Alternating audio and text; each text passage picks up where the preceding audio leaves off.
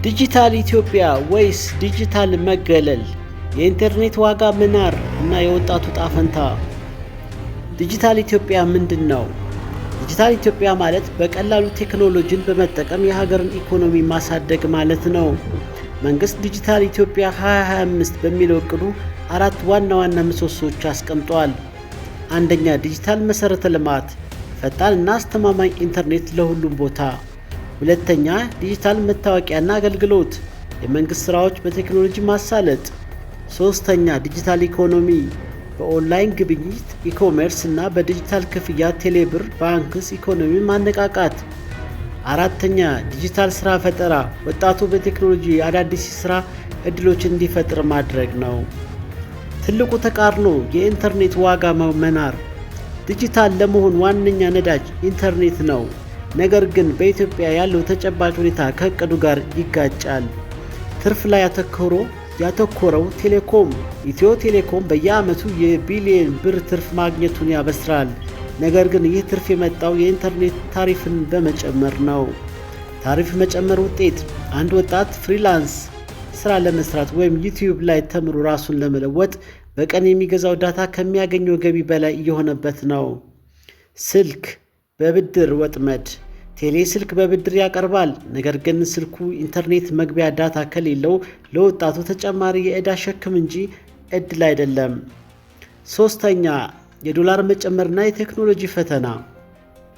በቅርቡ የተደረገው የብር ምንዛሬ ተመን ለውጥ በወጣቱ ላይ 2 ትላልቅ ጫናዎች አምጥቷል።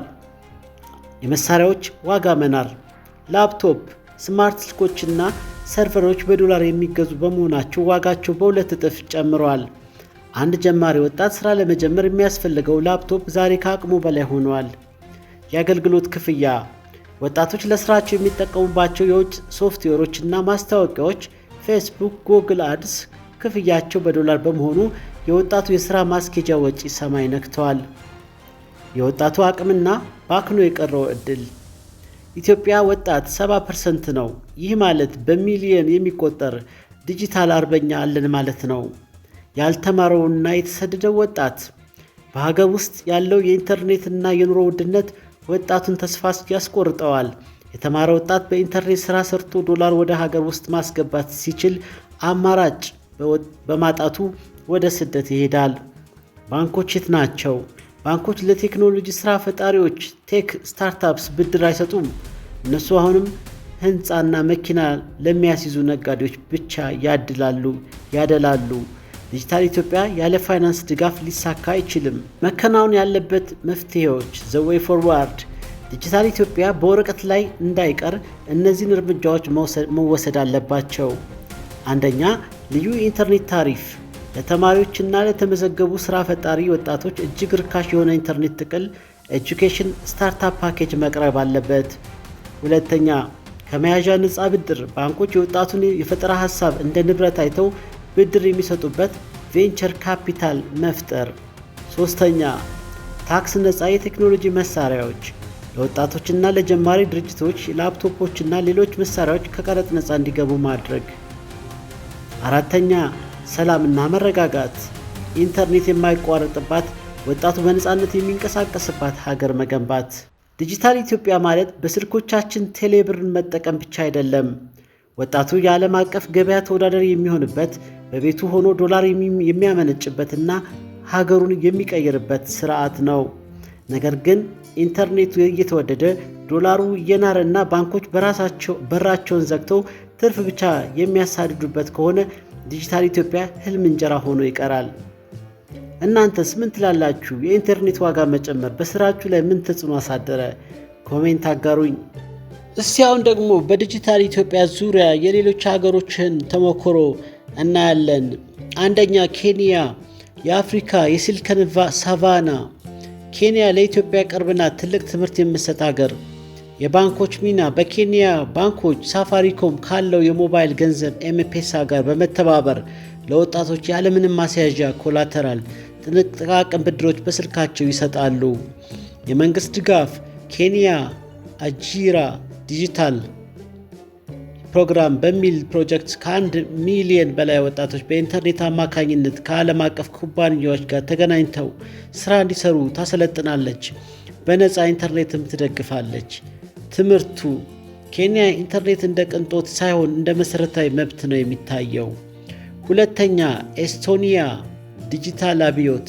ይቺ ሀገር ከሶቪየት ህብረት ስትገነጠል እንደ ኢትዮጵያ ደሃ ነበረች። ዛሬ ግን በዓለም ላይ በዲጂታል ቴክኖሎጂ ቀዳሚ ናት። ኢንተርኔት እንደ መብት ኤስቶኒያ ገና በ2000 ዓመተ ምህረት ኢንተርኔት ማግኘት ሰብአዊ መብት መሆኑን በሕግ አጽድቃለች። ስታርታፖች እንደ ስካይፕ ያሉ ግዙፍ ኩባንያዎች የወጡት ከዚቹ ነው። ባንኮችና መንግሥት ለወጣቶች የፈጠራ ሥራ ኤንጅል ኢንቨስተርስ የመጀመሪያ ካፒታል ሰጪዎች በመሆን ነው ሀገሪቷን የቀየሯት። ትምህርቱ ዲጂታል መሆን የሚጀምረው ሕፃናት ትምህርት ቤት ውስጥ ኮዲንግ መማር ሲጀምሩ እንጂ ስልክ በብድር ሲሸጥላቸው አይደለም። ሶስተኛ፣ ህንድ ኢንዲያ የዲጂታል መክፈቻ UPI። ህንድ በሚሊዮን የሚቆጠሩ ወጣቶቿን ወደ ዲጂታል ኢኮኖሚ ያስገባችው በሁለት ነገሮች ነው። እጅግ ርካሽ ኢንተርኔት። በህንድ ኢንተርኔት ዋጋ ከዓለም እጅግ ርካሽ ከሚባሉት ተርታ ነው። ይህም የሆነው መንግስት በዘርፉ ብዙ የግል ኩባንያዎች እንዲገቡና እንዲወዳደሩ በማድረጉ ነው። የዶላር ምንጭ የህንድ ወጣቶች በሀገራቸው ሆነው ለአሜሪካና አውሮፓ ኩባንያዎች በኢንተርኔት ስራ ለመስራት በቢሊዮን የሚቆጠር ዶላር ወደ ሀገራቸው ያስገባሉ። ትምህርቱ የኢንተርኔት ዋጋ ሲቀንስ ወጣቱ ሸማች ብቻ ሳይሆን የዶላር አምራች ይሆናል። እኛ ጋር ቴሌና ባንኮች በቢሊዮን የሚቆጠር ትርፍ አተረፍን እያሉ ሲፎክሩ፣ እንደ ኬንያና ህንድ ያሉ ሀገራት ግን ትርፋቸውን የሚለኩት በፈጠሩት የሥራ ዕድል ነው። ኬንያ ውስጥ ወጣቱ ያለ ፎቅ መያዣ በስልኩ ብድር አግኝቶ ሥራ ይጀምራል። ህንድ ውስጥ ኢንተርኔት እንደ ውሃ ርካሽ በመሆኑ ወጣቱ ለዓለም እየሰራ ዶላር ወደ ሀገሩ ያፈሳል። እኛ ሀገር ግን ቴሌ ትርፍ ለማጋበስ ኢንተርኔት ያስወድዳል።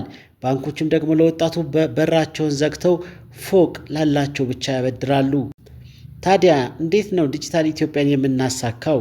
ከጎረቤቶቻችን መማር ያቃተንስ ለምንድን ነው?